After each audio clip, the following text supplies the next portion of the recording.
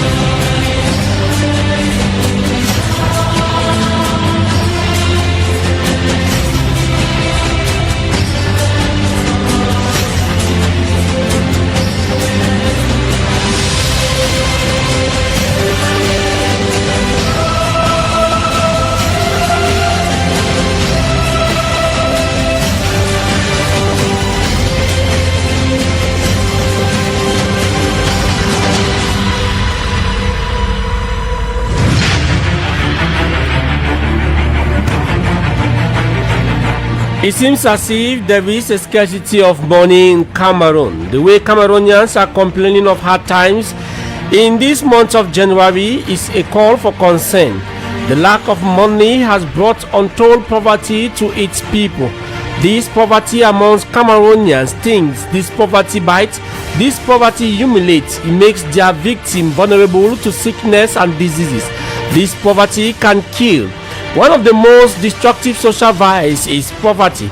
Because of poverty, insecurity is taking center stage in our society. Poverty is the bedrock of corruption. Poverty has been identified as one of the contributing factors to jealousy and witchcraft. Eating well makes healthy. Eating well makes you strong. Eating well guarantees long life, but eating well takes good money. The harder men try to come out, the deeper they are plunged into it. Poverty today seems to be the norms amongst nations rather than the exception. It has no respect for sex, race, or color. How can we come out of this ravaging situation of poverty? Good afternoon, good people. Welcome to Topics and Realities, your Saturday afternoon talk show program in which we capture the topic, we treat them, and we make them a reality in our life. Topics and Realities today, we are going to look at life in Cameroon with the question, how should we survive in Cameroon in 2023? As our main topic for today, we are going to examine the World Bank and the IMF decision asking Cameroon government to stop subsidizing basic consumers' goods. Is the World Bank a model for development in Cameroon?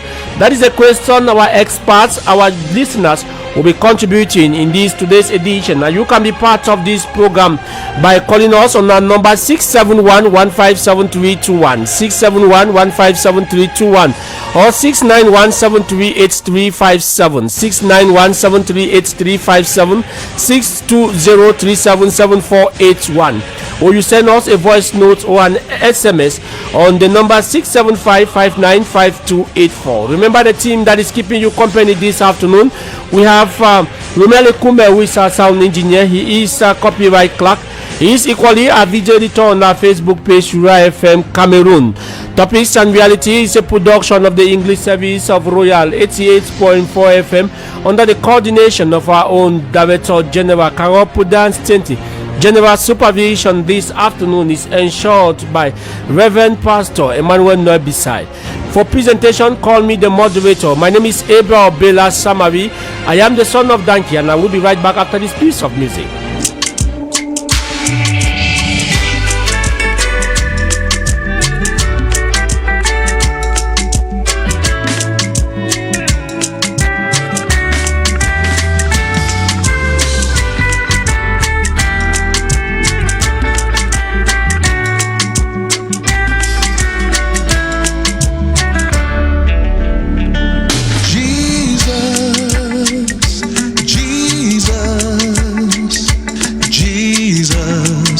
there is nothing you cannot do. Oh, Jesus,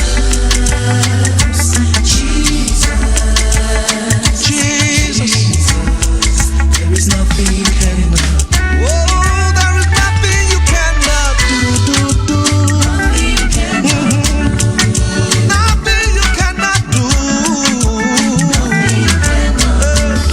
There is nothing that is too hard for you. Too hard for you. Jesus.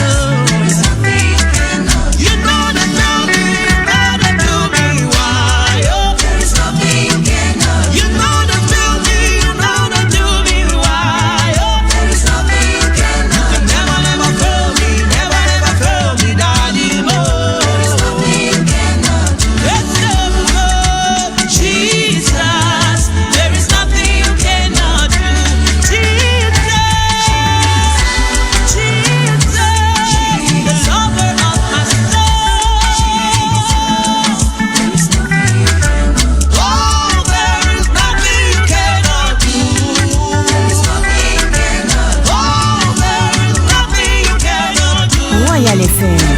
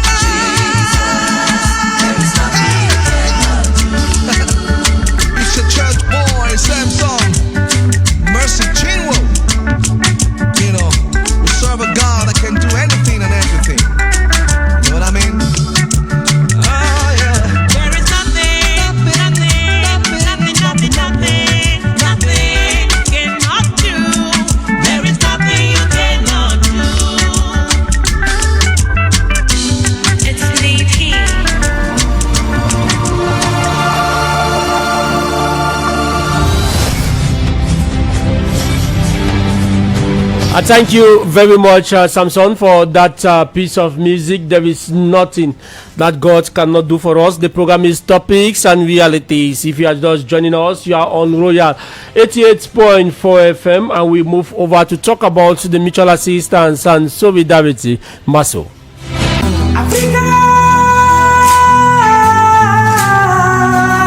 Secretarial services play an important role in the corporate world. They are provided by experienced and adapt individuals that act as a supporting structure. Both small and large businesses seek their aid in performing duties that range from administrative to legal functions. A secretarial service can help and guide you through the challenges of setting up and maintaining your business. The provider's assistance is your administrative burden, allowing you to focus on more important legislative requirements. Secretarial services are sometimes referred as the backbone of economic society. They deliver assistance on your day-to-day tasks to ensure smooth business operations. Individuals from such providers render services in a wide range of demanding roles. When business owners use the aid of a credible secretarial service provider, they can be assured of the timely completion of their statutory filings. The company does not need to worry about the serious consequences of missing a deadline, as the assigned secretary take care of these legalities. Looking at all these, secretarial services needs to be valorized in our society by giving it the rightful position it deserves. What do I mean? I'm trying here to say it is time we make secretarial services more professional to become an enterprise. You know, entrepreneurs are important to market economy because they can act as a wheel of the economic growth of a country. By creating new products and services, they stimulate new employment, which ultimately results in the acceleration of economic development. So public policies that encourages and support entrepreneurship should be considered important for economic growth. A large number of new jobs and opportunities are created by entrepreneurship, that is, secretarial service providers. Entrepreneurship creates a huge amount of entry-level jobs that are very much important to turn unskilled job holders into skilled ones. So the role of entrepreneurship and secretarial services in creating new jobs is huge.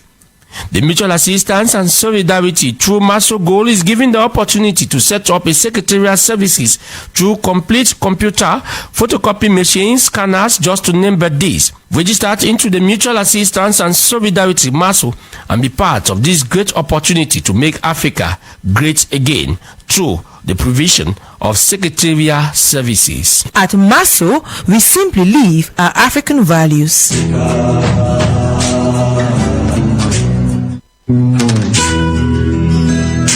And at a time when the whole world is talking about solidarity economy, the mutual assistance and solidarity is thinking about those who want to set up a secretariat duty, who wants to be or maybe runs a press center and are unable to do so. They are quite interesting materials that can be given to you on a computer, a photocopier, a scanning machine, and even a printing machine to help you build up this secretariat business. And to be part of it, there is Maso Gold that has been put at your disposal. For you to be a member of the Maso Gold, you need a contribution of 200 francs daily and a 1,000 francs weekly contribution, so that at the end of the year you stand a 52,000 francs yearly contribution. You stand a chance to raffle draw to be able to win financial or some of these material to set up your business. And we are talking about the Mutual Assistance and Solidarity Week. That is the 28th week of contribution that runs from Monday the 9th of January right up to today, Saturday,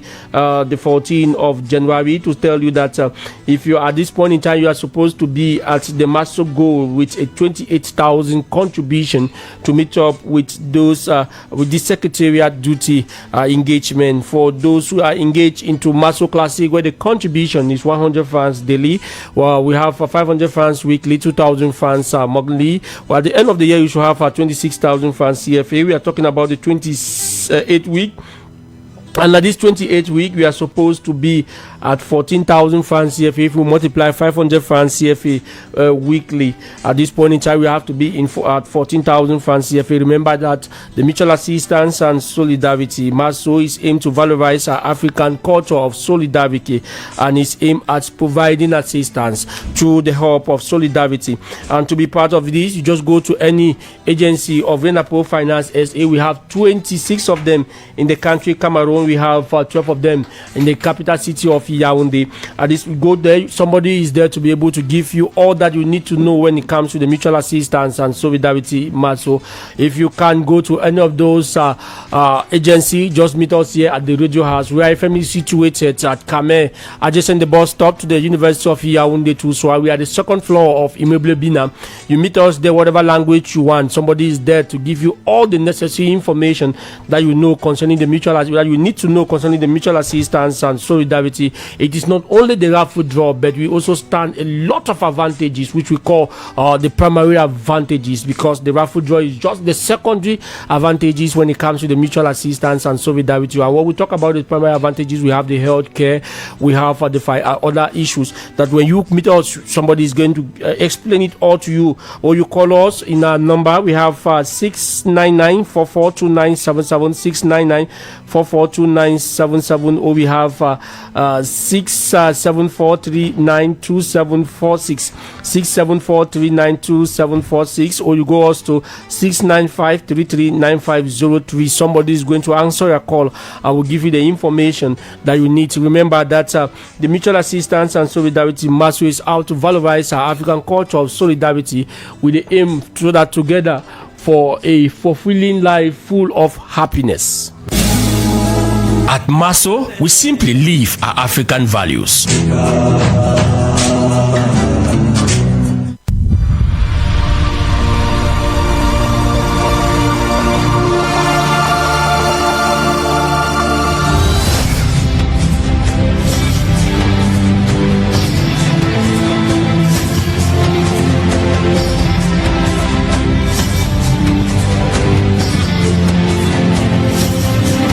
And thank you very much. If you are just joining us, the program is Topics and Realities. We already have some of our brains and some of our experts who are already here with us this afternoon. While waiting for others to join us, we already have Aban is here with us in this program, Topics and Realities. Suiba Alba is here with us. Good afternoon to you once again. Good afternoon, Nebel. Good afternoon to my co-panelists, and good afternoon to our listeners. There are numerous of them out there listening to us, and I hope for this time that we're going to be here, we're going to be able to educate them and equally learn a lot as well. Yes, we invited you here today because you are a political scientist, and equally you are you run some small businesses. With you, we are going to be talking political economy today in this program, a lot of it, and you are going to be sharing your experience with us, and also looking at how we can survive in Cameroon in 2023, and equally we are going to be talking about the World Bank and IMF. Are they role models when it comes to development in Africa, in Cameroon? Thank you very much for being with us this afternoon. So it's a pleasure, Abel. Yes, we also move to another person. He's an economist. He's a school principal. I always call him it has been a very long time, Mr. Liu. Abel. He's Mr. Jinti. Mr. Jinti. It's really been a very long time. Happy New Year. Thank you, and same to you, Abel. I think the last time I was in these studios dates back to about April or May 2022. Yeah. It's really been a long. Everything has changed. Everything has changed. I just want to seize this opportunity to say Happy New Year to all our listeners, and most especially to the foot warriors of the WIA clan in Yaoundé. The foot warriors. Yeah, they will be opening their lodge this afternoon. So there are going to be a lot of traditional dance. So absolutely. Obviously. Maybe we'll be finishing the program. We are going to be moving straight forward. In fact, all cultural lovers, everybody who is a cultural lover. I love that. I heard how you economics that you people are not sleeping at this point in time, struggling to come out with formulas on education and all the like to educate the people on how to survive during this difficult period. Yes, Abel. You know, once in this program, I have said that, economics is a subject that should even be imposed to all Cameroonians, given its importance. In the US, all college students do undertake a course in economics, given the central role economics play in our lives. And if you look at our economy today, I believe that if everybody has some basic notions of economics, or only those who have some very basic notions in economics can be able to survive, looking at the rough economic environment we have today. Thank you very much for being with us. With you, gentlemen, we are going to move over to our own Christelle Mando. She compiled our press review for us today. She took all the newspapers that have been making rounds in Cameroon. She read through them, collect some strong points, and compile them in the following report for us. Good afternoon to you, Christelle Mando.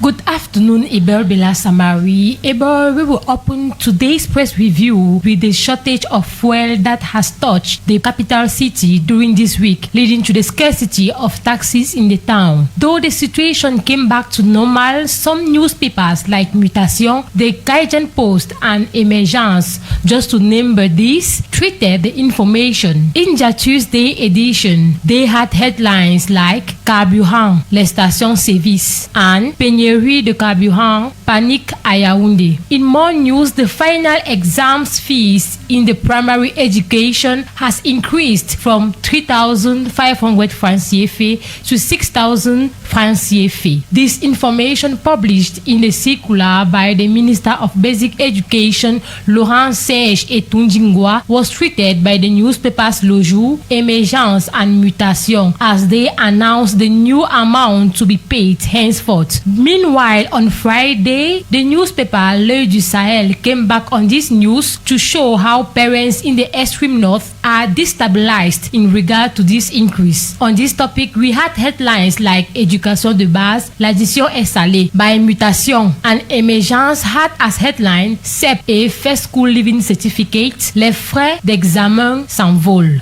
We go out of education that becomes expensive day by day to talk about the fight of a major problem in the country, Cameroon, that is the problem of corruption. So to ensure effective effective corruption fight, Konak boss urges the members of parliament to vote law granting institutions independence, as the newspaper The Guardian Post treated of this topic in its Wednesday edition this week. Cameroon Tribune also came back on this topic and had as headline Idée d'une loi anti-corruption, le Parlement adhère. During this week, we had human interest stories like a boy who killed his father with an axe, treated in the newspaper Le Messager, and could be read in page 5, and Mutation, who had a story on a girl who committed suicide at the court. Talking of economy, this week we had news on the hundreds billions that Cameroon awaits from the hydrocarbons exploitation, treated in the newspaper Le Jour. And the newspaper The Post talked of the palm oil budget, which is 123 billions for 2023, promising affordable palm oil. In politics, Elecam launches electoral list, as there has been a revision in Bertois on the voters registration, treated in the newspaper The Horizon. Meanwhile, the municipal updates newspaper,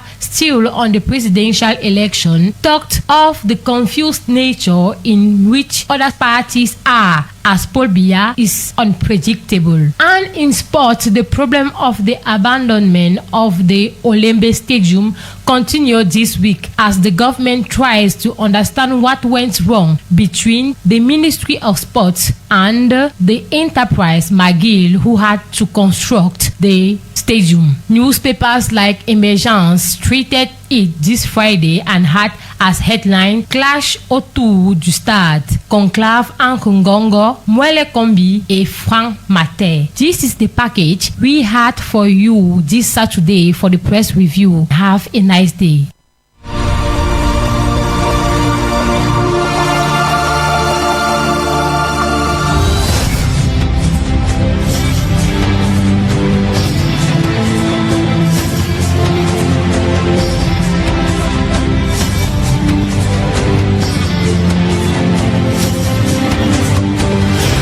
Thank you very much, Christian Mando. She compiled our press review for us. What caught your attention in the press review is the next lot that we are going to be discussing in the next minute or so. What caught your attention this week? I begin with you, Soeba Alba. But to me, what caught my attention is the issue of increasing the registration fee for primary school children from 3,500 francs to 6,000.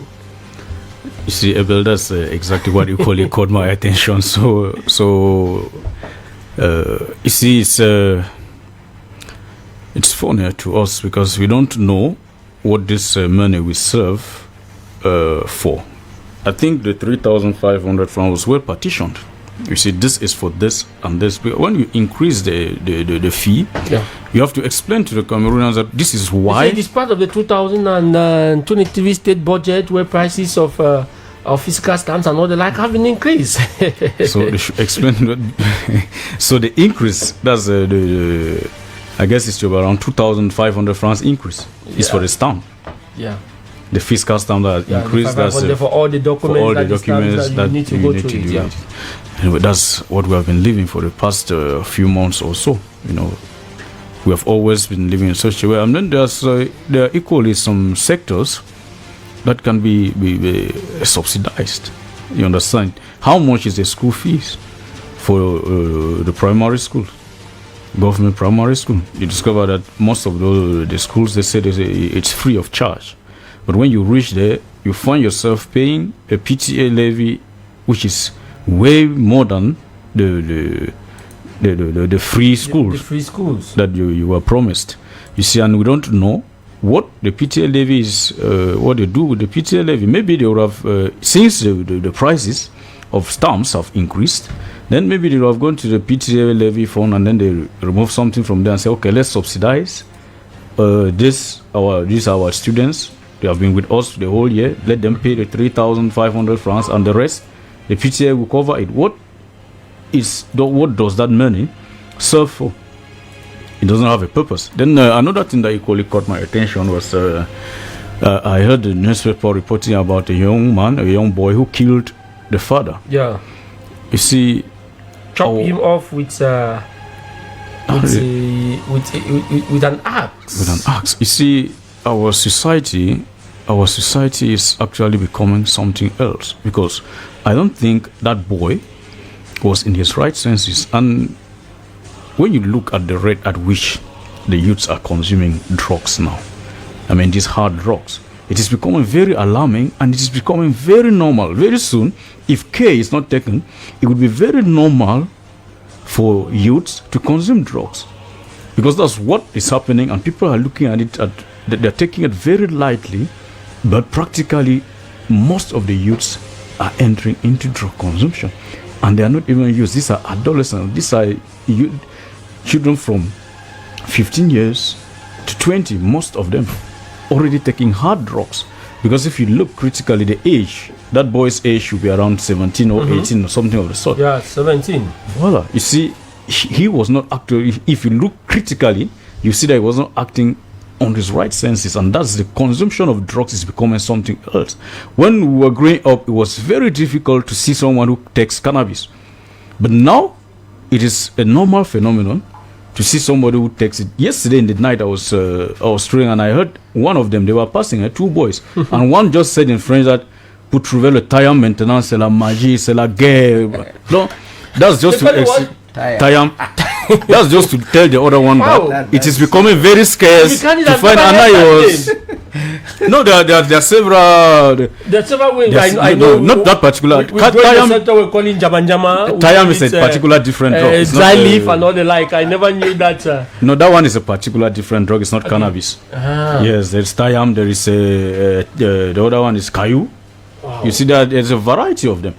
And the boy was like, to see it now, it's very rare. He doesn't understand. You know, they're talking in a way that you understand that this is already a drug addict. Yeah. You see, care needs to be done. We have to do something in every town in Cameroon. In every town in Cameroon, there is what we call the tear. And the administrative authorities, they know where the tear is, and they know that these youths are going there and buying it. And some even I don't want to go into details. You understand of what I've seen. So our officials know. No, they turn the blind eye to it. Why are they turning the blind eye to it? If you ask me, I won't say what answer you should I give. Because if the authority know that the youths that are sitting in this place, they consume whatever thing they want to consume, and they become nuisance in the society. I've said some of them even caution that they know very well. Is it for political gains? Is it for economic gains? It's just to destroy economic gains. Okay. The quest for money. The quest for money. Besides the economic gains, our economy to an extent that you don't. What he's saying is perfectly right. There is no way. He mentioned towns, not only towns, but talk of quarters. In all the quarters, you get those names there. Go to Olympic Kozwa area, around Pong, around how do you call it? What we know about Olympic is Lac Nkozwa. Okay. Around that area, but every day the police are there. And they see the guys. They see the guys. They come. I had an issue at the police station where when I got there, I realized that the person I took there as a suspect was even a friend to almost everybody. Everybody that know him. By name. And you became stranded. I was like, yes, so remember you were saying something before. Lionel had to come in there. I wanted to draw the attention of everyone that you see they know very well. These children they know very well that for their political interest. Yes, for their political interest. If all of these guys were like they were not taking the drugs and they were morally upright, it means that they were in their right state of mind. I don't think those who have been in power for so long, or they will start questioning the actions of their administrative authorities, their mayors. They will start seeing into things that this is not going right. Why are there no roads? Why don't we have water? Why don't we have electricity? So when they take it like that, it's to keep them at base. They encourage the consumption of drugs. But what explains the fact that they're not stopping it when they know? The fact is that youths that drink alcohol and consume drugs, they don't focus on the political life of the state. And it maintains those who are there to continue being there. It keeps them there. I'm also discovering that. What about that other caught your attention? Thank you very much. Yes, another issue that also caught my attention is the ping pong game. We live at the Olimbe area part of it. We have seen a lot coming this week from the press concerning the stadium. You are closer than you seeing people going to work, working in the stadium. Abel, let me give you practical facts. Okay. To let you know that nothing is going on down there. I'm not a politician anyway. I talk from what I observe. Yeah. I live a few meters from the stadium. Okay. Yes.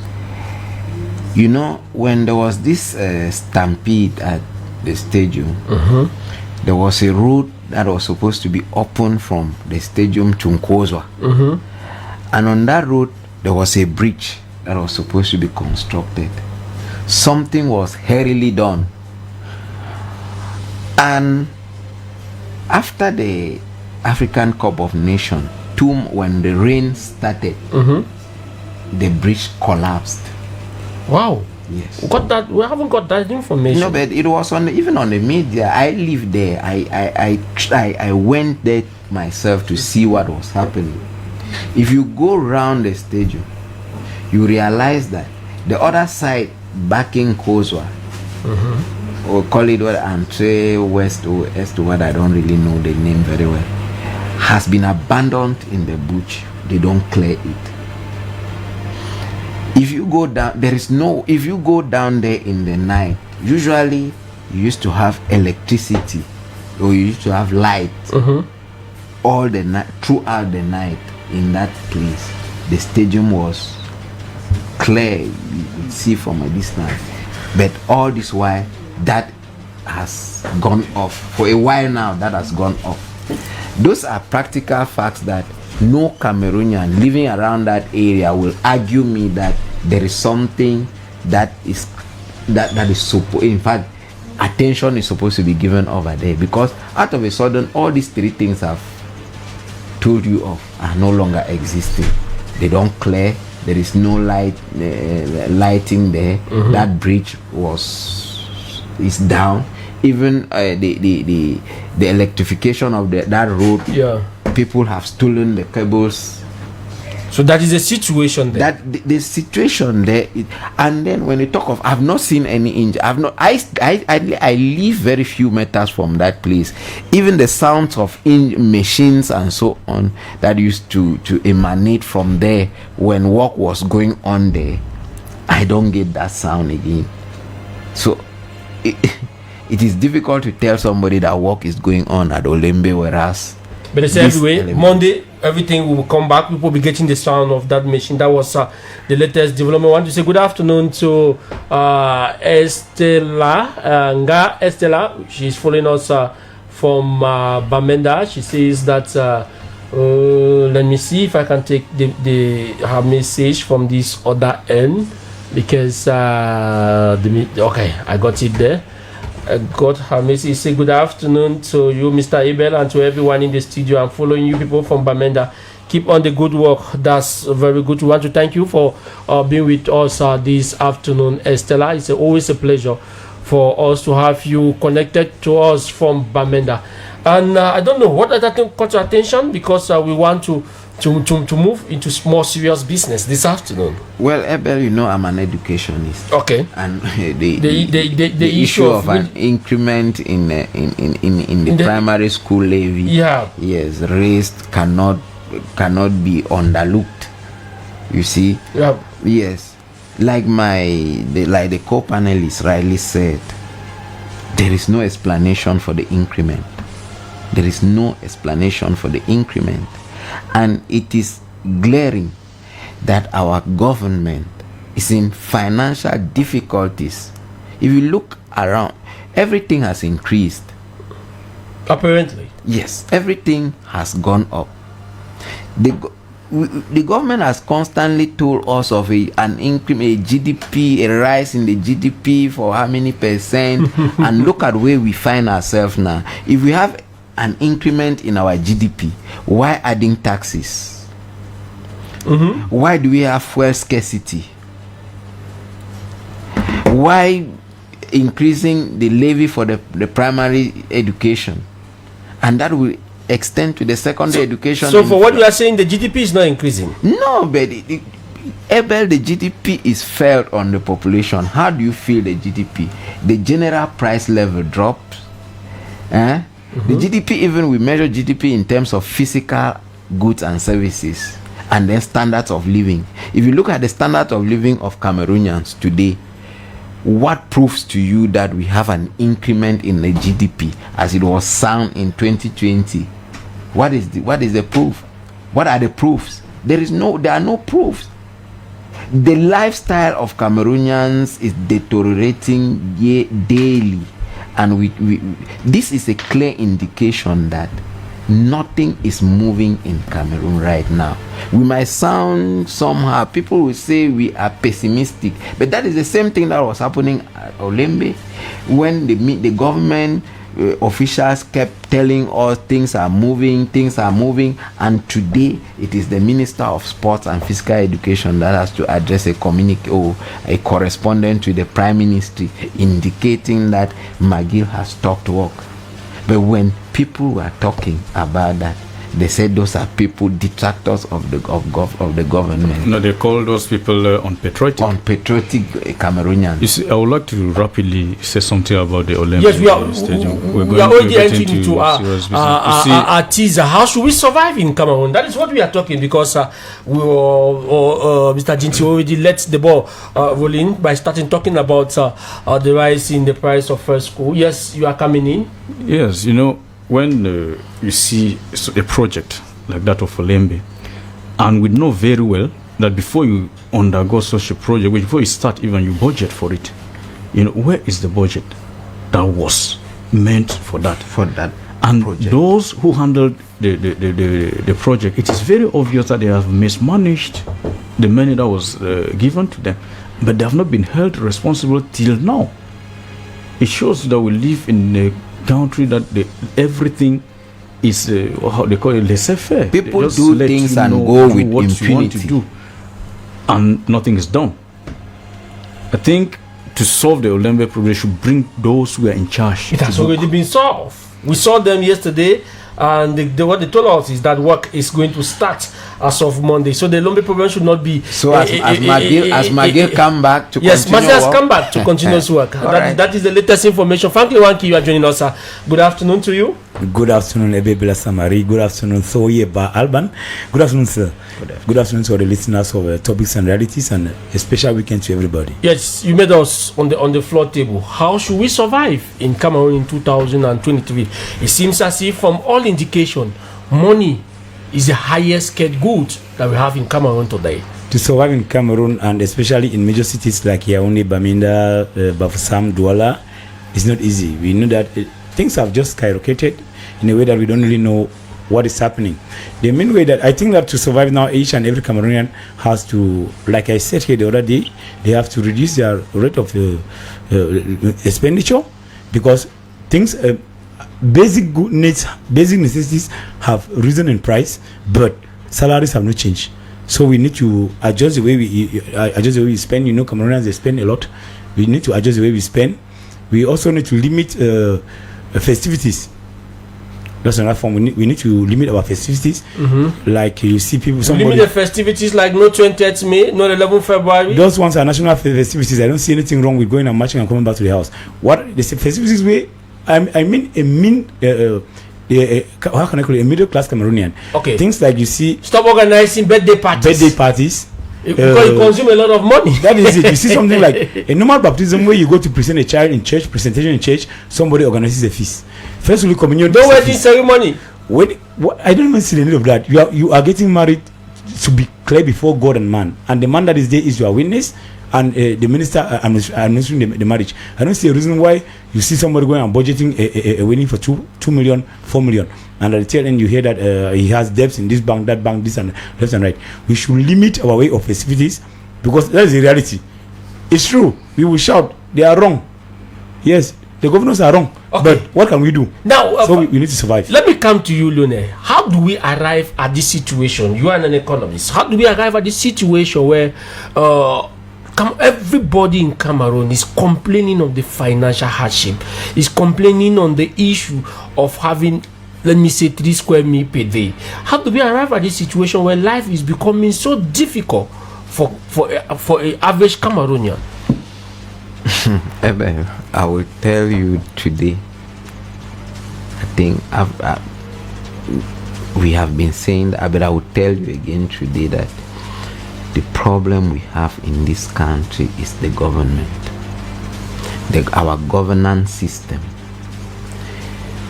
Let me take simple facts. Government says they're subsidizing fuel. Yeah. Which they have been doing for years today. Yeah, for over 500 billion CFA francs yearly. This year we have 772 billion CFA francs. Right? Yeah. Now, how does that have an impact on the common Cameroonian? We subsidize fuel. You go to the ministry, take any ministry. We have the minister. We have maybe the Secretary of State for the ministries where Secretary of States do exist. We have the Secretary General of the ministry. We have the Directorate Generals. We have inspectors. We have this right down to. And all these people have petrol allowances, fuel allowances. Yeah, isn't they call it petrol bond. Bonds, allowances, bonds. Yeah. They who earn fabulous sums of money don't buy petrol. They don't buy fuel. Who buy fuel? Who buys the fuel? The common Cameroonian. Let them tell us simple, very clear that fuel, that the money, the 700 how many billion is used to fuel government vehicles than saying they're subsidizing fuel to Cameroonians. Because when the local taxi driver buys fuel for let's take 630 francs for a super, isn't it? Yeah.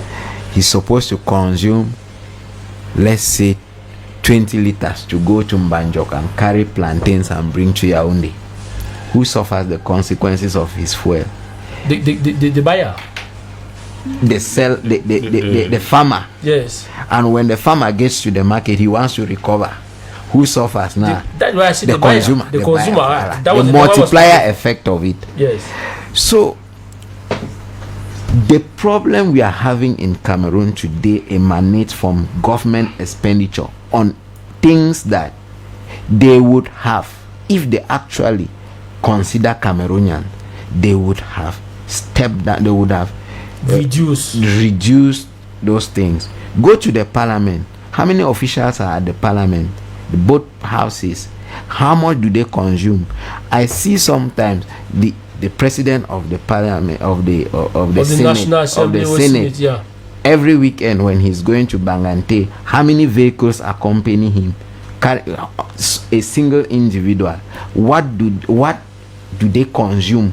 How many people are put on missions just to accompany him? So for what you are saying, one of Cameroon's greatest problem that we are facing is our administration. The size of government consumption of the state budget itself. The government consumption is huge. The amount spent to run the government, our government, because the size is, in fact, how do they call it? The size is too big. A lot of ministries. It needs to be reduced.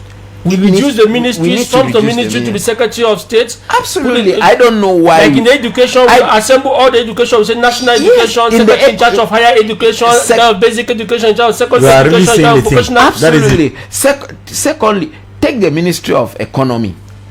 You have Ministry of Commerce. You have Ministry of Economy. You have Ministry of Finance. You have Ministry of medium size and whatever. You have Ministry of Decentralization. Other centers around economy. Why can't we bring them together? And have one Secretary of State. Then have empower them to sign documents. Absolutely. Because the ministry, when we create a ministry, that ministry has all the compartment of a ministry, and which in every situation they consume, isn't it? Take government, our Cameroon. The government says to bring administration closer to the people. Which people? When they put small and medium sized enterprises, we have been talking about small business people in the economy. Let me just land. Yes. Come to Yaoundé. Most of the government buildings in Yaoundé are rented. Yes or no? It's not only in Yaoundé. No, let's take Yaoundé only. Let's just take the capital I city. have a situation. Let's take the capital city the landlord of the GO's office in came one day and said that no, we pack out. It became a serious Take problem. the capital city of Cameroon, whereas they say the land belongs to who? The government. Vala. And we rent. Yeah. We rent the sous-prefecture, we rent the gendarmerie the police office, stations. we rent the police stations, we rent almost everything. And how much is that rent? So look at what goes in for that. But Look at exorbitant missions for people to go up, whereas we don't have the impact. In fact, the lowest Cameroonian does not feel the impact of those missions. Yes. So tell me how we will survive in Cameroon, because what is happening today, the 500 francs, that is a 50% increase on the fiscal stamp. Yes. Yeah. Is going to what is it going in for? We could add 100 francs if our economy was as resilient as they sang in 2022. We would have added 100 francs if we had difficulties. Today we are supposed to pay.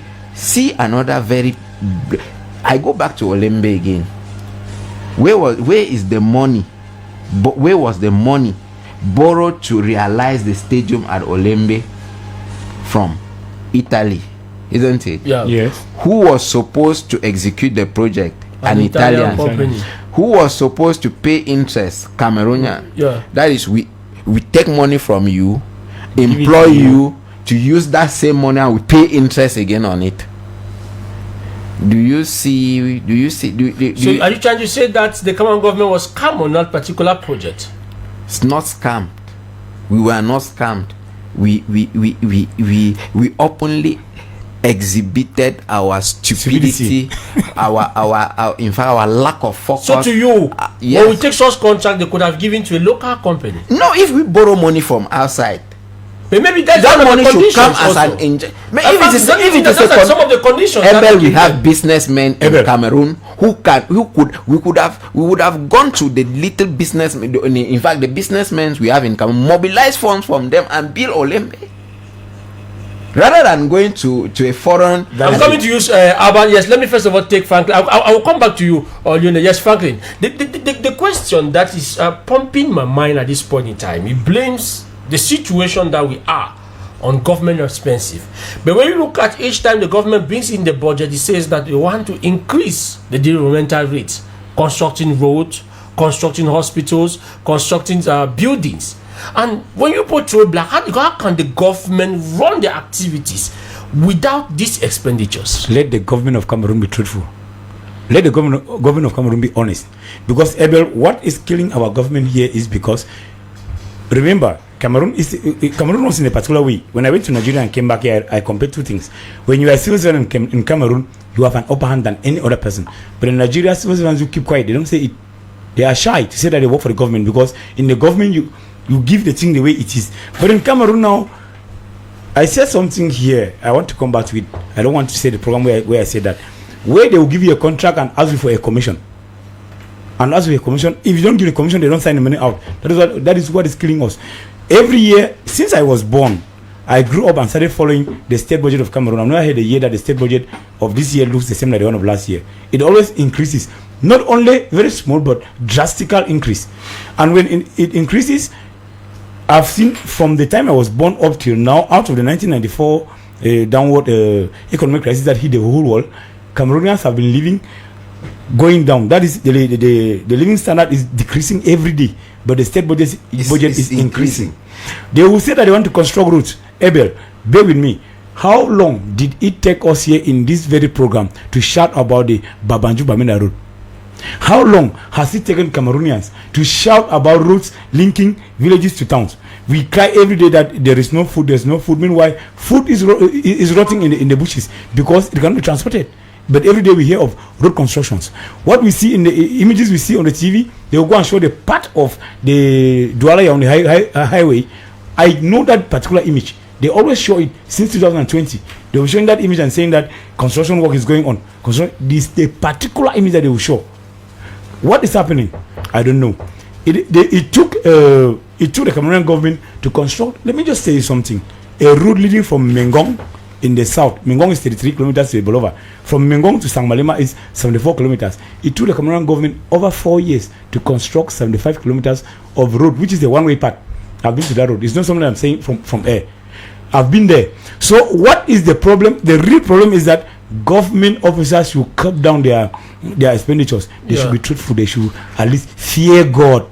I remember at a certain point that President Biya ever said that, can you not be afraid of God? I don't say you should be afraid of me or the Cameroon people. Fear God and do the good work. Let me take some XMS before I come to you. This is coming from Mr. Enes Japte. Let me first of all begin from there. He says that, Mr. Ebe, good afternoon, and all the panelists in the studio. I am with you people one-to-one concerning the story around Olembe Stadium. It's true.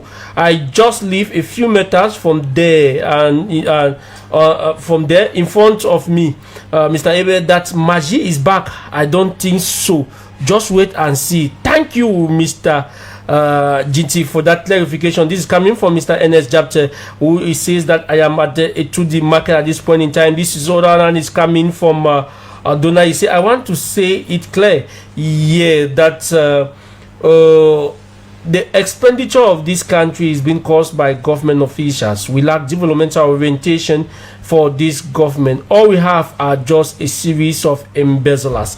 That is also coming from the now. So, but you are political scientists. When sometimes the government sits and creates ministries of different magnitude, do they look at the advantages? Do they look at what they will bring it in order not to weigh on the economy? Because we always have government policies is there in helping the people live better, but we see some of these policies tends to be detrimental to the economic well-being of the people. You see, it's very sad and difficult for us to analyze such a topic, because we are living in a country where Cameroonians are barely fed. But when you look at the trend of life of those who are governing Cameroonians, you see they live as if they had no problems. It beats my imagination when somebody, a single person, has several cars, he doesn't buy fuel, they give him the security bodyguard, house helps. I mean, all the advantages you can imagine. Even the car he's riding is not free. bought by him.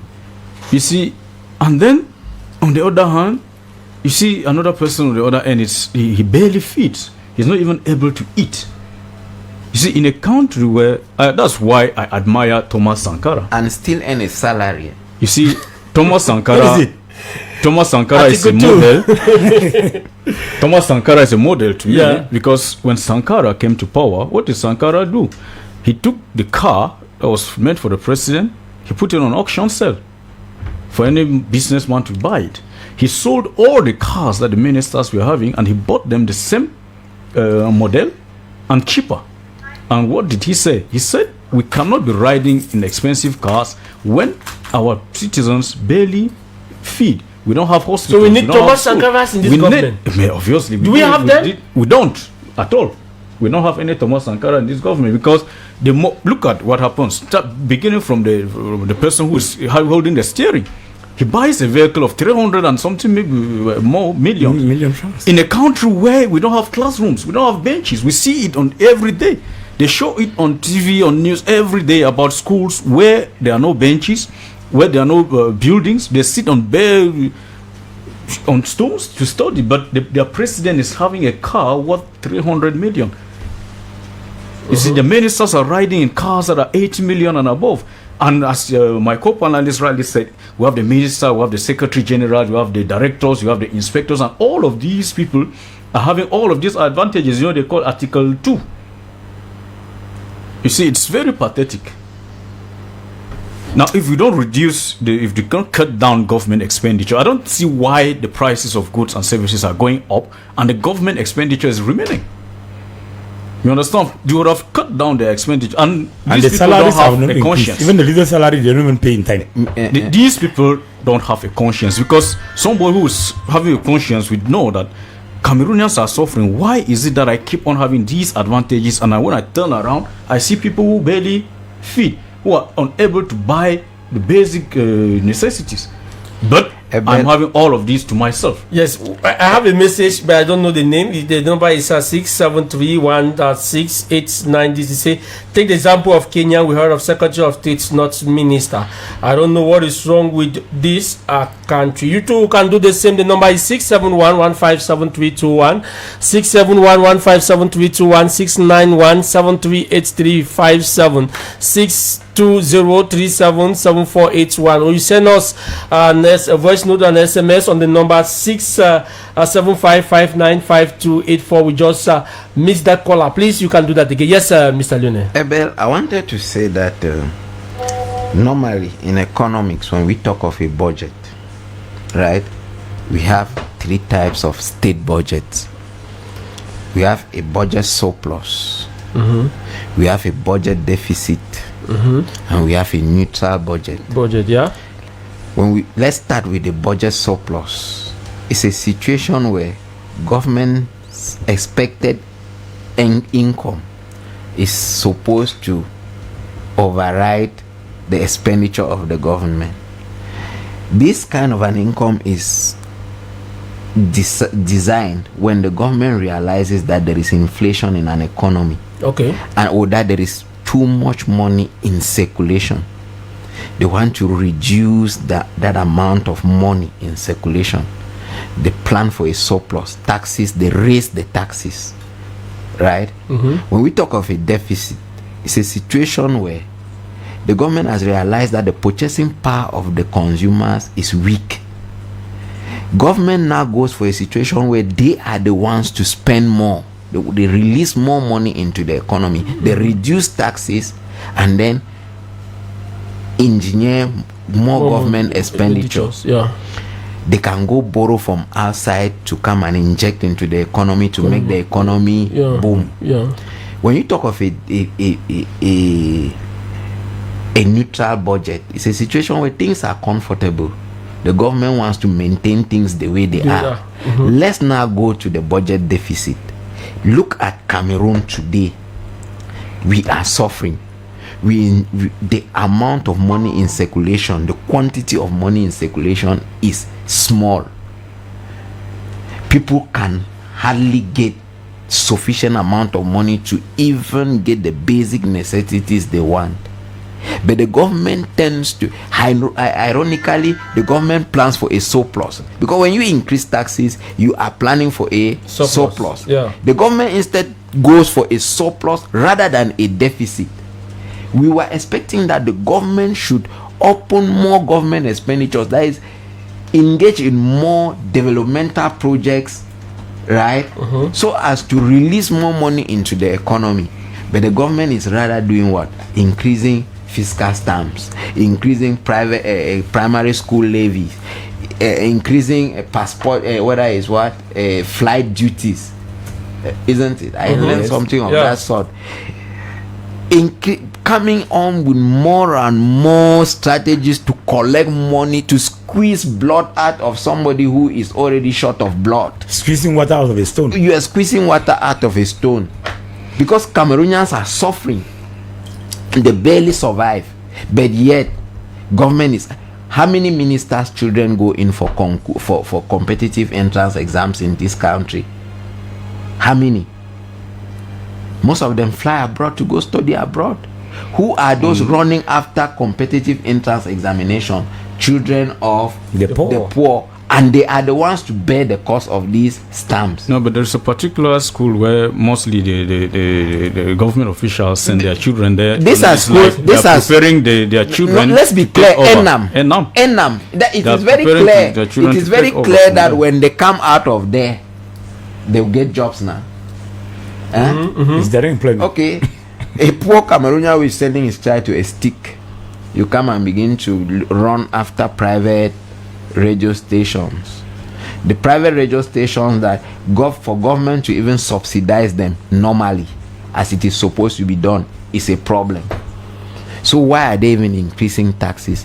Whereas go to every sector of our economy. Health is a problem. Communication is a problem. Education is in the educational sector. Yeah.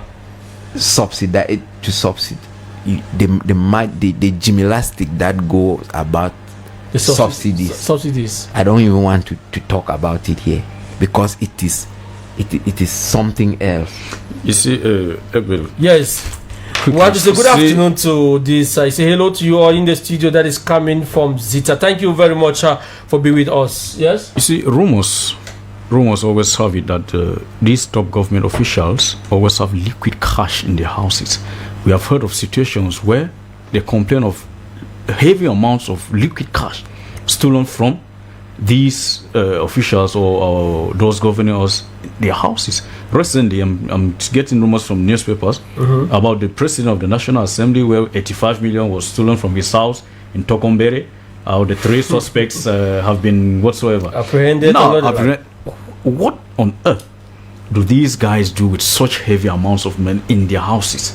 Whereas we don't have developmental projects going on, Cameroonians are suffering daily, but these people still keep huge sums of money with them in their houses and liquid cash for that, which is a serious problem. Frankly, Wanchi, now the problem is we have been talking a lot, but this is a situation that keeps rising. Even the minimum salary in Cameroon can no longer sustain the expenditure. And how can we reduce this poverty?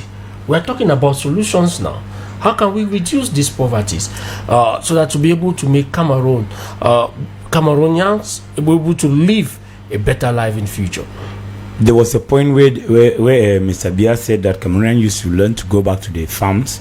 I was like angry with the president. Why do you want to sit in the office and send me to the farm? So all of us should go to the offices? I think he knew what he was talking about. At a certain point, I always said that man, his policies may not favor us, but at times he reasons. I think at this very point, those of us who don't have anything heavy to do, we should try to go back to the farms. Because after everything you... Subsistence or industrial? We should start from subsistence farming for now, then try to develop it into industrial farming. Subsistence just to survive? Just to survive, because at the same... If you can have your corn and your beans, then you should be sure of having red oil somewhere to prepare your corn. We are. Let me just take... If we say that there are 200 people living in Yaoundé, at least 160 are living on hand to mouth. What I'm saying here is at least 100% of people living in Yaoundé here are hand to mouth. Because when you want to check who are those bosses that can eat, there are very few of them. And the real people, those people who can eat very well, go to villages beside. They are ones who go and pay large hectares of farm, and it is still going to them. So we should try to see how can we do to go back to the farms, and how can we manage our farm products. Go down here at the Machine Fundi. It's only around 50 meters away from where we are. You see food rotting there. Yet Cameroonians are staying back in their houses without eating. How can we manage it? We should try to make sure that right to the list of everything, we should try to eat. Because one thing is that, as we always say, a hungry man is an angry man. Okay. If we go back to taking note that agriculture is the backbone of our economy, we can survive. But that is for the layman. Our government should make sure they should try to bring in that tertiary agriculture that they have been promising us. They should bring it in. How can we be living here? We have cassavas that are rotting in the farm. We need to process the cassava. There are guys who have gone out, they have studied all these things. They know how to produce cassava flour, whatever thing, but the market is not there. Reason being that our government has blocked the market by always trying to import imported flour. This is the imported flour that is being advertised on billboards everywhere. How would those guys that are producing cassava flour, how would they survive? Okay. How would they survive? And he posed back... There's one. You know, he talked of Cameroonians reducing their own expenses. There is something I've noticed in Cameroon. We don't trick. Okay. Imagine, then, and that comes from poor planification. Poor planning. If I don't take it's poor planning? Yeah, it's poor planning. But the time is money in the economy. No, I need. How can I trek from Olembe to No. You must not necessarily trek from Olembe to Van. You have something to do at the Ministry of let's say, communication over here. You will spend time discussing things that have no meaning to you, just to stand down there in about 2 minutes to the time you have a rendezvous at the minute to take 100 francs, hurriedly running over there. If you go to Europe, you see even whites, they trick. Bicycles, what do bicycles consume? Your own energy now. Yeah, human energy. Yeah, people do not planify that day. You get up, something surprises you, you are going. You just move aimlessly. That's what some of us suffer from. Oh, we so spend, we should go back to our traditional. We spend aimlessly. Days. We spend aimlessly. Our somebody visits you unplanned. You want to spend to put that person to let that person know that he came to your house. What for? We even borrow. We even go as far as borrowing to entertain somebody who we are talking. Let's leave the government and talk ourselves. Yeah, that is even what I want more. Yes, we go to the extent of borrowing from a neighbor to buy a drink for somebody who visited you unplanned, who visited you without your knowledge. Even if it is planned. Even if it is planned. Water. No, even if it is planned, you must not offer him a drink. Maybe it's to bring the hospitality of the African man. No, but then why will you be hospitable at your own risk? I think there is a saying that you cannot give what you don't have. Absolutely. So we should learn to deal with what we have. Aban, now how are you people coping? Those of you who manage small scale businesses in Yaoundé with this difficult time, do you meet ends? Are you able to pay those who even work under you? You see, well, to be honest, it's been very, very, very difficult. These days, times have changed, and since the purchasing power of Cameroonians have dropped, they themselves are not equally able to purchase. So small businesses are actually suffering right now because it's quite very, very difficult for them to survive the hard times. Because when the purchasing power of Cameroonians drops, it is very obvious everybody feels the impact because the salaries are not increasing, but the prices of everything is going up. Like yesterday I wanted to buy charcoal, and to my greatest surprise the price of charcoal has gone up equally. So since gas is getting scarce, those selling charcoal have equally increased the price of charcoal. It tells you that the prices of everything practically, the corona is becoming a serious problem. It's going up, you see. But I would like to come back to how we should actually survive these hard times. Because, you see, Cameroonians have to come up with the habit of working hard.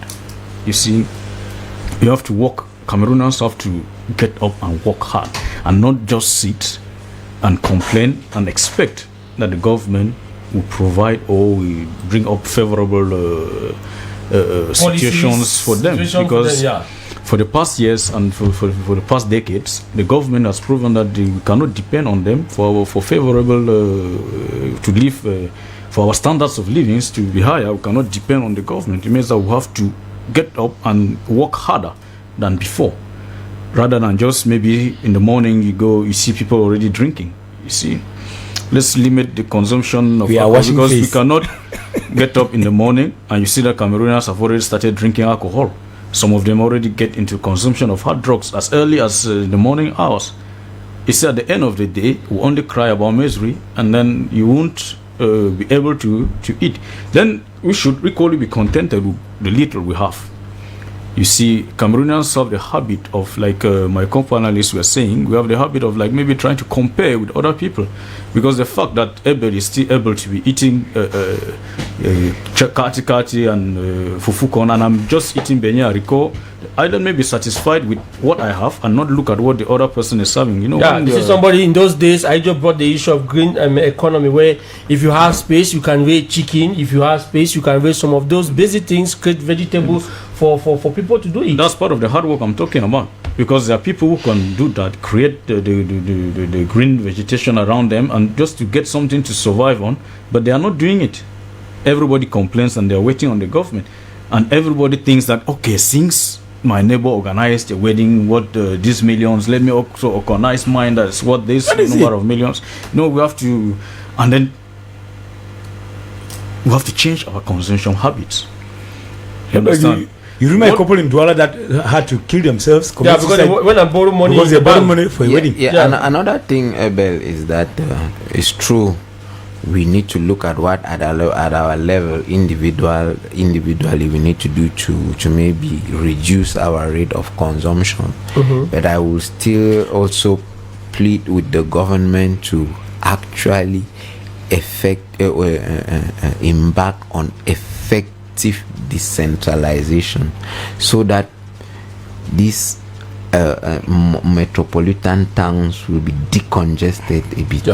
We'll go back to our villages. If there is effective decentralization, rural exodus will be limited, and people will not feel the impact of these price hikes. We sit in towns because we think that we want to get, we want to, because everything is concentrated in town. We can make it in your own. But whereas we can also make it down. Some people are even proposing that for us to survive, we need to go back to the African values. We bring in what we call solidarity economy. Do you think that is what we need at this point in time? Yeah. But then there's a danger somewhere. The last time, about 2 days ago, I was reflecting on this issue of microfinance, cooperative credit unions. The objective behind that, right? We come around, we try to bring form groups because that can help us. That has been yes, but today, Abel, to take a loan from a credit union and to take a loan from a bank, look at the cost of it. Credit union are rather more expensive in terms of loans within the community. If a community seat in a community seat, and those were the basis on which can we not go back those to were the basis economy? Those were the basis on which these credit unions and microfinance were being created. But today, the quest for money has override. I understand what Mr. Leone is talking about, Abel. There are also some microfinances that they function for 2-3 years, they are no more there. Okay, let me talk about us already. Yes, solidarity economy. What I really suggest that we should do is on the 1st of January I said something. Don't tell me to work hard anymore. Show me how you manage to get where you are, or connect me to those you know they can help. So that's the way we need to live now. But that is what China did. Yes, that's the communism. Because right now like this, yes. Right now like this, if I know that Alban Day is a very good bricklayer, and I see somebody who's looking for a bricklayer, connect Alban Day, let him have the contract. Yes, that's what we call networking. That is networking. That's what we need now.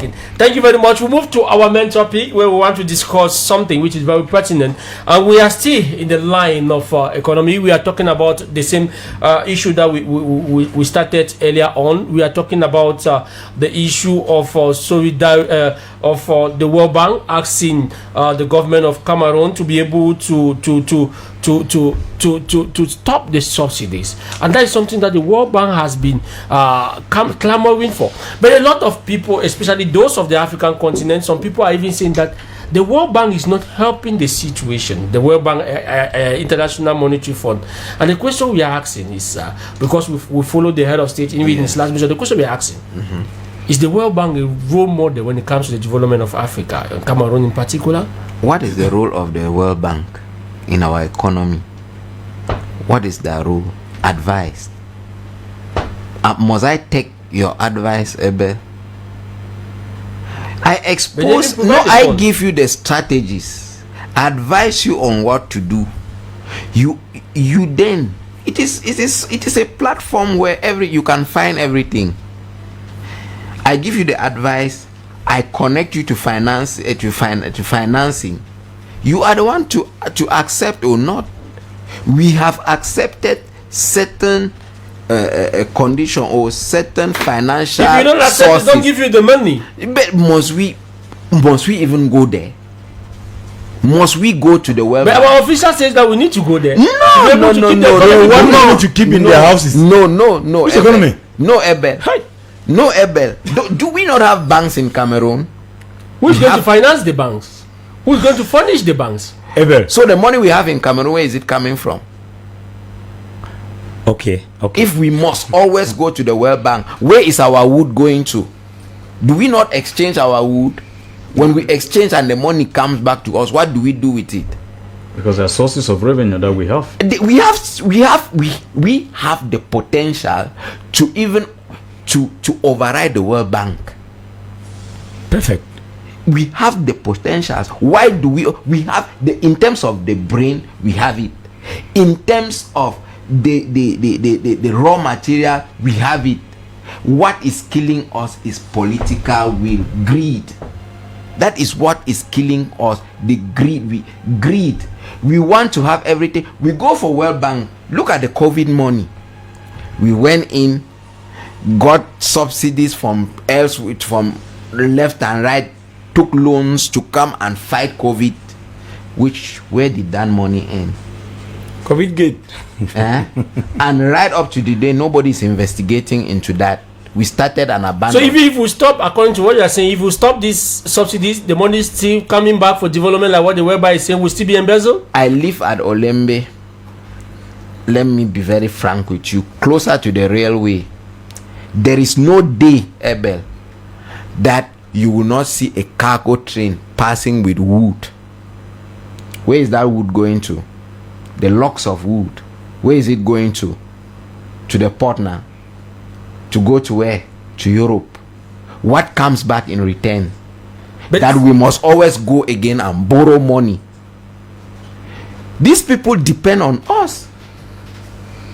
Then when they depend on us, they come get it from here, take it over there, and our brothers are dying on the shores there, on the sea, because they want to cross over and get greener pastures from what it is collected from us here. We must not always go to the World Bank. The World Bank is saying that Cameroonians should stop subsidizing, that we should stop subsidizing fuel, right? Yeah. Because the fuel ends up where it ends up in the hands of those who have the money to even buy. Either they are colonels, generals, captains, and ministers, directors who are consuming fuel for free. So why are we subsidizing fuel that some people will be consuming for free? Now, Alban, some Africans have really come up strong to say it is time the World Bank leave the African continent because they see no need of the African the World Bank. The World promotes Bank corruption. It promotes. Listen, I would like us to listen to one of these South African who is very, very bitter and who is very, very angry with this World Bank in Africa and World Bank policy.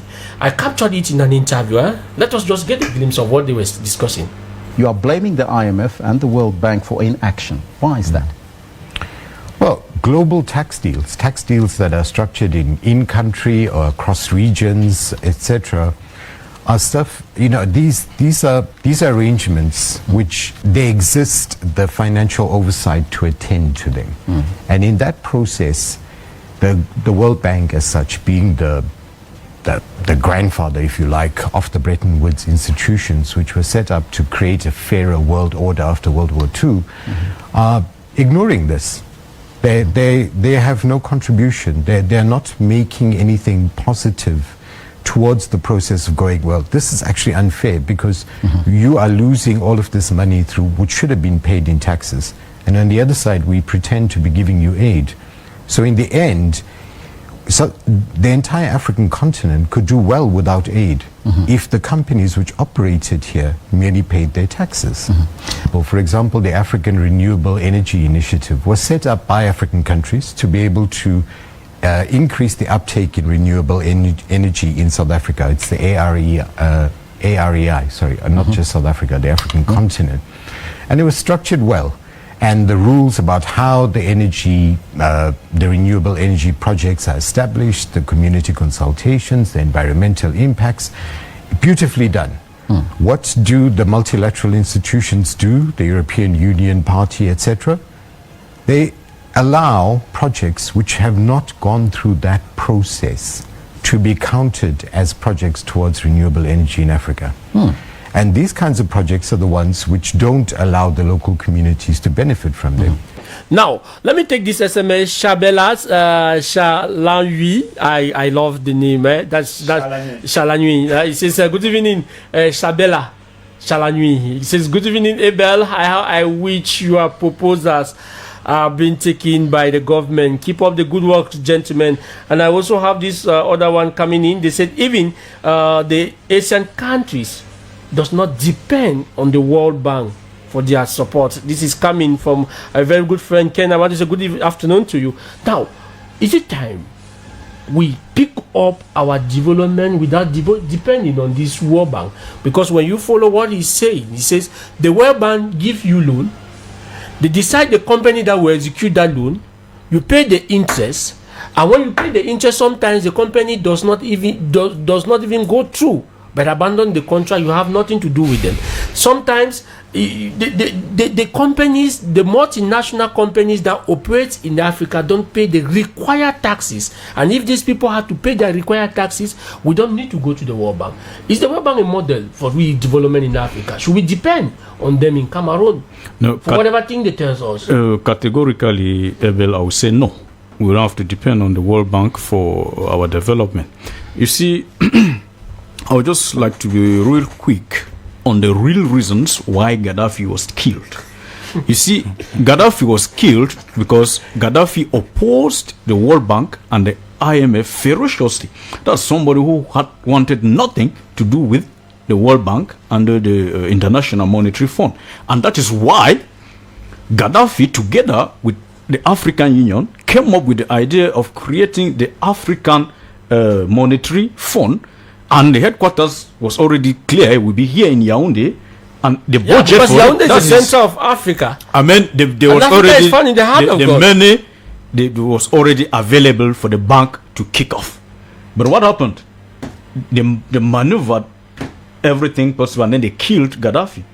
Now, you see, to answer your question, you see about the World Bank asking the Cameroonian government to stop subsidizing fuel. You see, if I borrow you money and I see that you are not able to pay my money, I'll try to look for ways to make you pay. Yeah. I'll tell you, if you are not able to pay my money, sell your house and pay me back. So they are in their role. But what we have failed, or where we have failed, is the way our economy is structured. You understand? If we do not change our economy and start producing here and stop consuming what is coming from outside, we will not be able to meet up with them, and we will be forced to go back to the World Bank over and over and over again. As we are talking now, my brother made mention of cargo trucks carrying wood every day. What he did not say is this: that wood is not supposed to be taken in the form in which it is taken. Yeah. You see, they come here, they fell the trees, and they take it to their own country, they process it, and then when they bring it back to us, it becomes more expensive. It is not what we have. Look at our economy. We depend on agriculture, which is not even tertiary. You work in the farm, you cultivate your coffee, your cocoa, and then they determine the price at which they are going to buy it. And then you export it to them in grains, and then they bring back chocolate and powdered coffee to sell to you at very high price. Whereas they are the ones who told, this is how I'm going to buy your products. That's not how it's supposed to be done. When we will change, and then our taste equally, you see, we keep on consuming and very expensively what is coming from elsewhere. These are our ministers that we are talking about. You know, they have a high taste. When they go to the supermarket, they buy champagne, which costs a lot. We don't produce it here. You see, all of us here are having gadgets. All of these phones we are having, they don't produce them here. That's, as we are talking now, somebody got up in China and went to work, knowing fully well that his market is in Marché Central Yaoundé. That's where this final product will be consumed. It means that when we buy more from them, we are helping their economy to the detriment of our own economy. If we change and we start producing here and then consuming what we produce here, we'll have enough money and will not go to the World Bank to ask for loans. And often at times, I hear the conditions that these guys give us to approve the loans. At times, you hear they say you have to legalize homosexuality for them to grant you a loan. What link does that actually have with the loan you are asking for? It means that this money is not usually something that's just so simple. And worst of all, that is the worst now, is what the loans are used for. You see, we borrow money. Ive Kama says that Cameroon economy can never emerge if we depend on the World Bank. You see, we borrow money from them, and then our those who are managing the economy or those who are managing the state, they steal the money, they embezzle it, they mismanage it, and then at the end of the day, the money serves at nothing. So I think it's high time Cameroonians start reasoning and changing their mentality and actually revitalizing their economy. Don't just consume what is coming from elsewhere. You are helping to sponsor the economy of that particular country where you are buying from. You see, one mobile phone you buy here, you're providing at least and the employment elsewhere, and you're helping their companies. Yeah, you are providing and flourish. One mobile phone you buy. Taboma says that you are talking about the World Bank that forced us to sell our electricity. There is no light in it today. Do you even know that we go as far as buying toothpick? Let's take this caller online. Hello.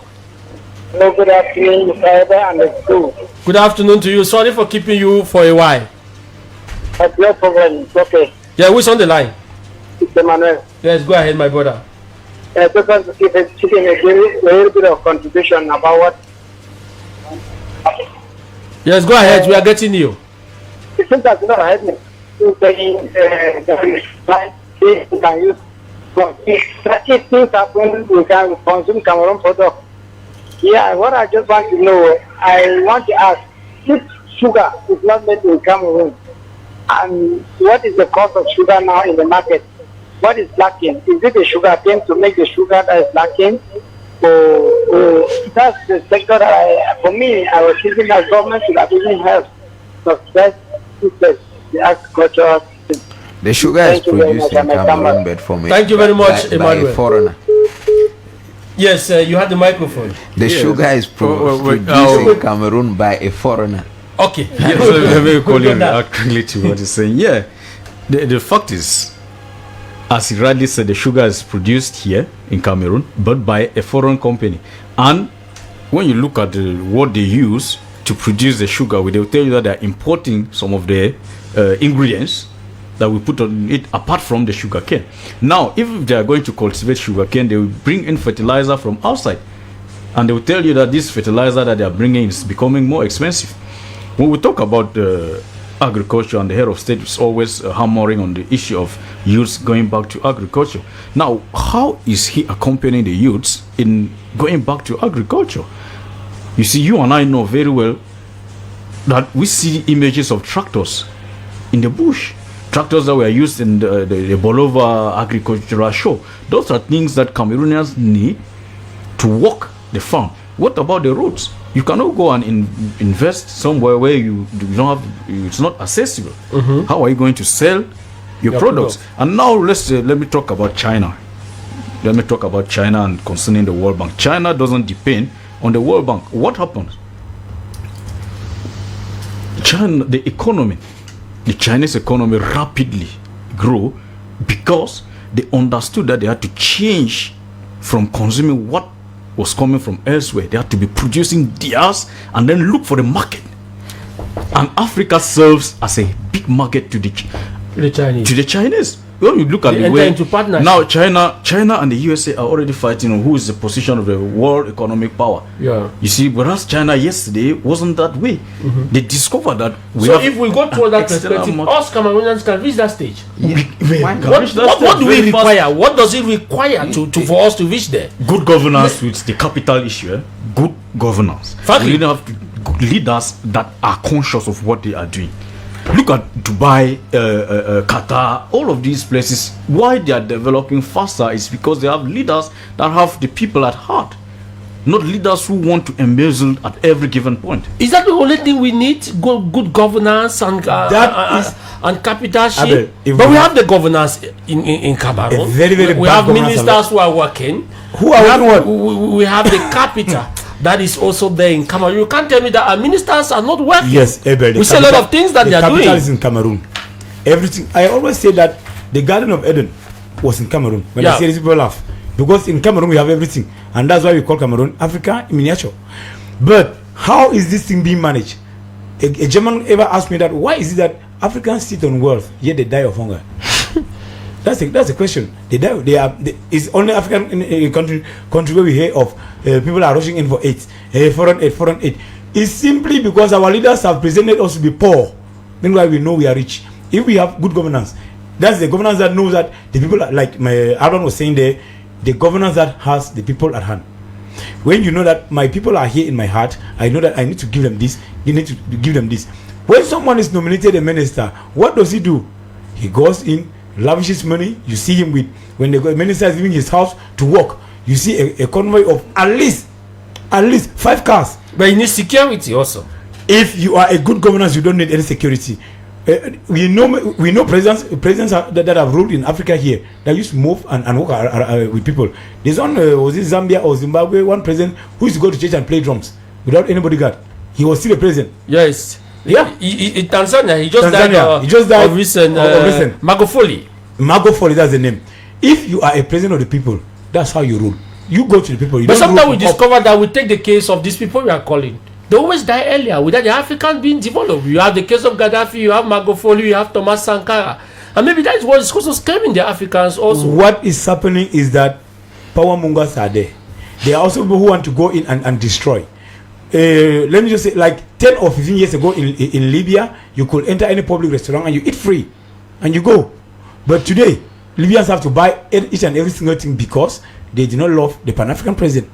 So when you maintain your if every African should be Pan-African, as we say, as per se, we don't need any IMF, we don't need anybody. Abel, the salvation issues, we have Sonara here, we have the Chad Cameroon pipeline. If Cameroon was a wise country, we would have developed that Sonara to be refining the oil. Let it stop being a depot. If we were refining it, that oil that is coming down from Chad, we will not more send it out. We will refine it in Sonara, give it back to Chad and other countries in the sub-region. Abel, let me go also into this. It's not up to 3 months that there was light situation in Yaoundé here for around 4 days. They will cease in the morning and bring it back in the evening, telling us that they are trying to link the Mevele Dam with the center south, whatever. I don't know the grammatical words that they use in calling it. Yet, they will still have blackout. Where are we going to? Okay. Mr. Economist explained to this. I think this is for you. Mr. Economist explained to us. It is the same British Wood institution that told us to privatize our company. Today we are suffering. Now, if you take a country like in the Middle East, Qatar, for example, have only petrol, but they are doing well. In Cameroon, we have granite, we have petrol, we have oil, we have all that you can think. Why are we poor? The Bretton Woods institution advised us, proposed strategies for us, and we decided to go for the option they gave. In the paper they presented to us, privatization was not the only was not the only strategy. They proposed a number of things, and we go for the easiest one without thinking. We are suffering from the privatization today because and then know that at any time that we have an issue, they bring all that in the 2000s. The problem was privatization, and most of the things, even the companies were leased, not sold out. Leasing is different. You rent government structures and then use for a while. Take the Ndu tea estate, take the tea sector of the Ndu was a very favorite. The tea has completely died out. It was being leased to the person who owns it now, and then the government did that allowed the person to do what? To do whatever he could do. He had to transfer some of the machines from the Ndu factory to wherever it is now. Yes. And so forth. But those are things the government would not have, was not supposed to accept. The government would have said, no, we did not sell this company to you. We gave this company to you on a leasing. You are supposed to use it, and after your time expires, you go away.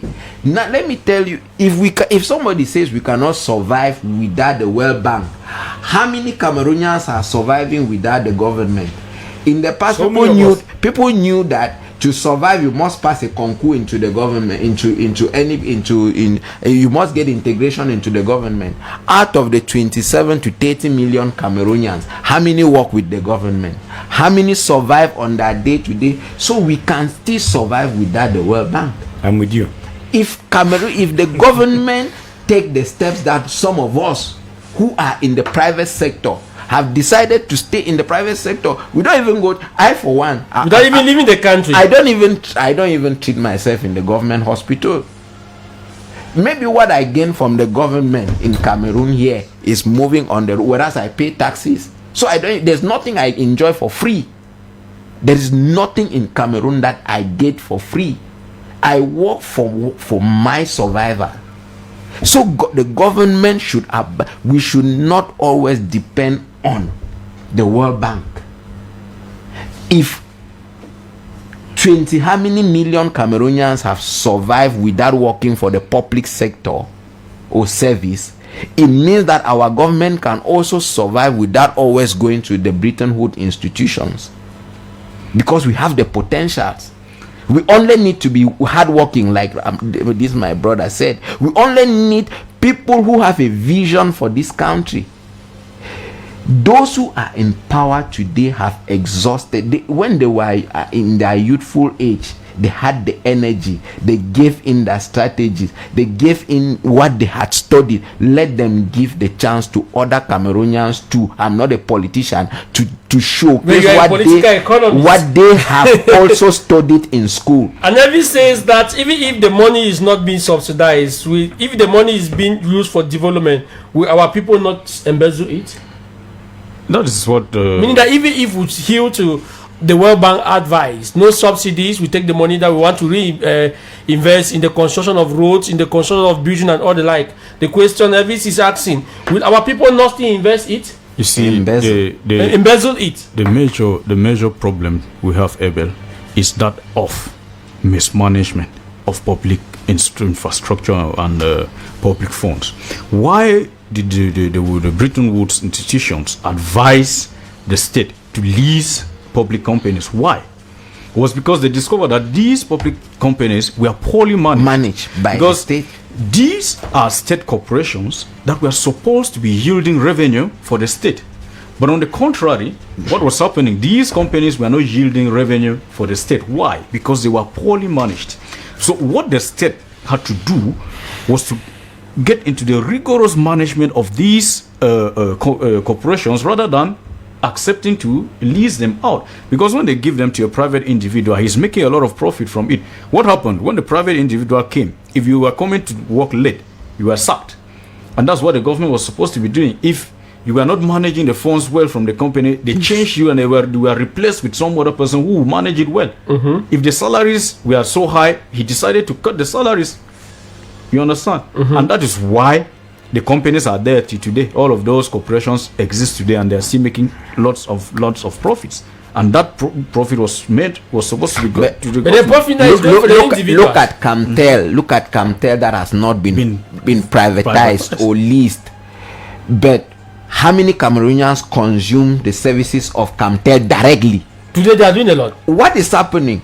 MTN, Orange, do they not depend on Camtel to give us the communication, whatever that we have? So what are you proposing in this Why can Camtel not do what as MTN an economist, and what are you proposing giving recently, and I would like to actually congratulate the management of Camtel, because right now Camtel is gradually getting to where MTN and Orange we are moving out of blue. Their blue, Abio's blue is completely out, not Camtel, but linked to Camtel. Okay, what are you people proposing as economists at this point in time? In terms of our economy, how can we revamp the Cameroon economy so that people can survive successfully in Cameroon? We have talked a lot here. Yes. One thing that the government should do, apply the article. We take the list back? Apply the article 62. 66 of the Constitution, where you declare your access to fight against corruption? Yes. So that these people who embezzle state funds should be brought to book. That is the first thing. Yes. Secondly, the government should know that we have the potentials here in Cameroon. Valorize what we have. Make use of the universities we have. We cannot have universities training children we cannot use. Okay. Yes. Put at the disposal of these children. Sometimes those people say that what we train cannot really provide us the needed resources. Then why are we to training? push the economy? Then why are we training? Also? Then why are we training? That man is wrong. Why are we training? Mr. Lionel, how many doctors are trained at CSU and they are being sent and they go abroad and work?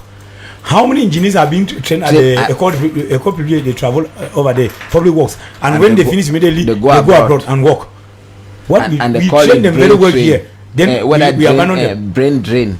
That's brain training. I know so many. Abel, you know some of your colleagues who have been trained as journalists and they work in private media out of this country. What is happening? We train them very well. If it is a training, it is there. The point is, after training, one next, nothing. That's the point. And there are also some other training institutions, private institutions that the government has willfully signed that they should move on. Meanwhile, they don't check what are they training people for. What are they doing? Because I know so many guys who live from some of them, they hang around. What can you do? Zero. So what we need, as I earlier said, I ever said here some 2 years ago about education. We have those who are ready to learn, very intelligent students. We have very intelligent teachers, but the material that is being taught may not be well equipped. But that is not happening in every sector. When it comes to engineers, I know that Cameroonians train good engineers because I don't want to name people's names. I know many of them who are working in South Africa. I know some who are in. But we have public work schools. We still bring Chinese experts to come and construct our roads. That is the problem. Meanwhile, Cameroonians are handling contracts in Europe, handling contracts in America. Why can't we call our own children to do our work? You know what happened? What I sometimes notice is that most of those who are governing us, they were trained in Europe. They went to Europe. They admired the colonial administration. They wanted to be the command and so on. Today, in fact, the cards have changed. Children are not getting into creativity, to training themselves on things that can help them create. And these people, they know that if they give the possibility to the youth who are coming up with skills, well-developed skills, which does not only mean sitting in an office and signing, following procedures and so on, these people will no longer have something to do. To hang to their positions, they frustrate those who, and that's why they don't care about the quality of the education that is put. In fact, they are the ones killing the education anyway, so that people should not be well enlightened and overtake them. That is all. That is what is happening. Exactly. Because I don't see in a country where you see a kid of around 6-7 years, they are forcing the kid to learn things that we know that instead of teaching that child morals. I always say this: if we take that in our kindergarten, we teach them morals. In the primary, we are opening their brain into the world, gradually, not compiling everything and packing into one head. And what I compiling? Very little things, like when somebody is trying to test groundnut in the market, you test 2 from here, 2 from there, 2 from there, 2 from there. When you bring it there like that, how do you expect that child to grow? Then where we survive now and train very good people in our professional schools, because for example, you can see someone telling you that I want to go to public works.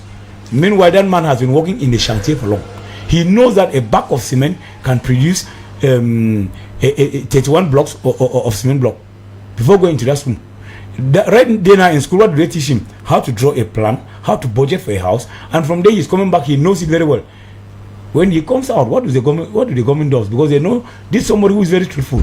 You go and buy the bag of cement at 4,800. They will be looking for someone who will buy it at 16,000, and at the tail end will be having a stadium, an incomplete stadium, which is already coming the fifth position among the most expensive stadiums in Africa. So what Mr. Lionel is saying is very, very true. They don't want to use the person that is right. They want to use someone that they want to use a fake person that will favor them. Okay. Hussein says that good evening to you all in the studio. Good job. That is for your people. Yes, Aban, thank you for coming. Your last words? My last words, Abel, I will real quick. First, I think we should start producing and consuming.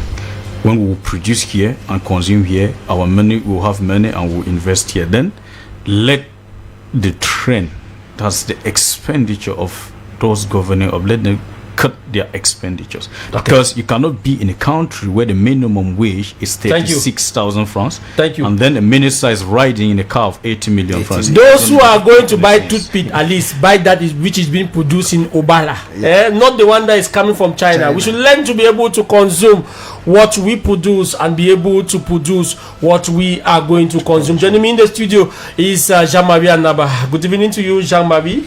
Good evening, Ebel Bila Samari. Good evening to your guests and our listeners. Yes, thank you for coming. What are we going to be discussing? You know that yesterday the President of Republic